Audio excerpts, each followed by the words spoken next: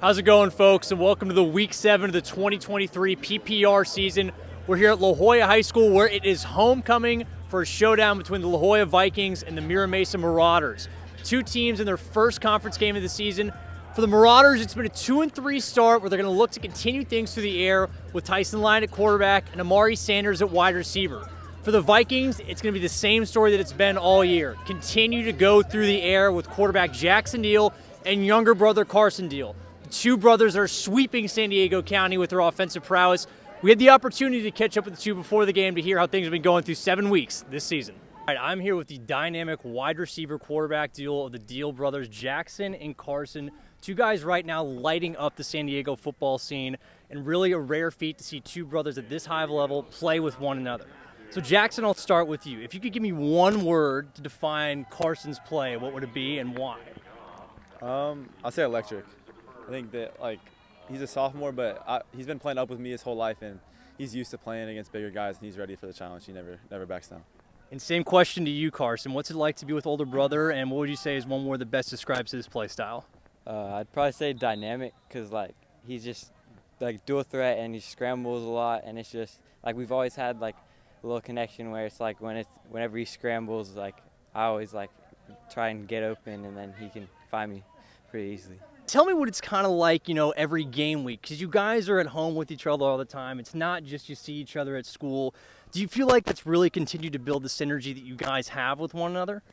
Yeah, I mean, even when he wasn't playing on the same team, we would always be talking about the game in the week coming up.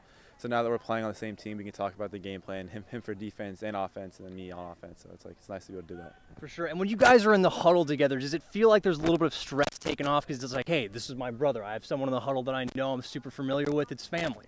Yeah, for sure.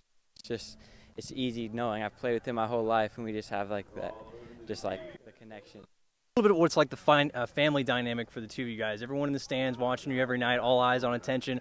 After the game, what is it like for the two of you kind of unwind, compress, win or loss, just to be able to look back and know that you're still on the same field together? What is that kind of like for you two?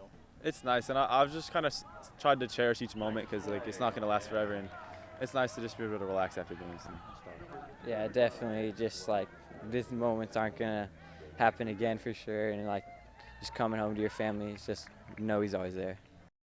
While we love a family story over here at the PPR, there was still a pivotal Eastern League game to be played. And on Friday night, it would be quarterback Jackson Diehl getting us started here with this 21-yard touchdown run, a little bit of shake and bake right there to get around some defenders, giving the Vikings a 7-0 advantage. But Marauders QB Tyson Lyon would say, anything you can do, I can do better. He hit the Vikings defense with the old boomer esiason ball fake and take it in for an 8-yard touchdown run, tying the game at 7. But Diehl and the Vikings offense was just getting started as 2 plays later he connect with Hank Hansen for a 70-yard touchdown catch and run, giving the Vikings a 14-7 lead. We pick it up here early third quarter action where Tyson Lyon would connect with Chris Brown, who would show off some nice toe drag swag to tie the game at 21 apiece here in the early stages of the third quarter.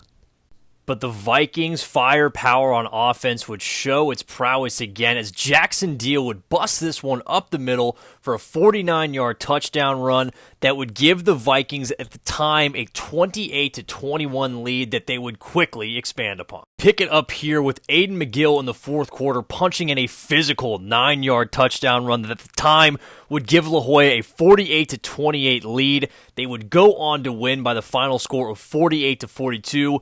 We had the opportunity to catch up with head coach Tyler Roach after the game to talk about the victory.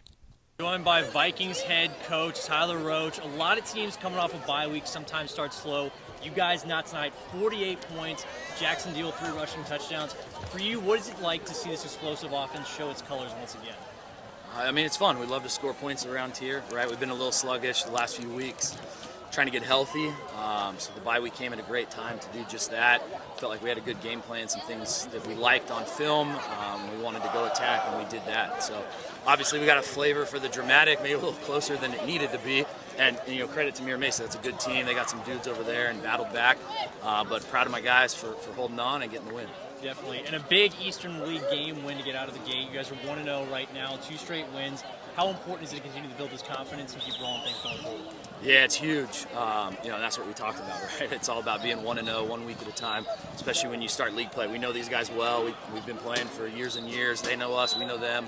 Knew it was going to be a close game. But anytime you can go 1-0 in league with a little confidence and momentum, we'll enjoy it tonight, but we got to turn the page. We got a tough Oklahoma team next week. So it doesn't get any easier, and that's how league games are. They're going to be tight. They're going to be battles. So we got to heal up and get ready for next week. Sounds good. Well, 4-2 on the season for the Vikings, 1-0 in league. They're rolling at the right time. Make sure to watch them the rest of the way, folks.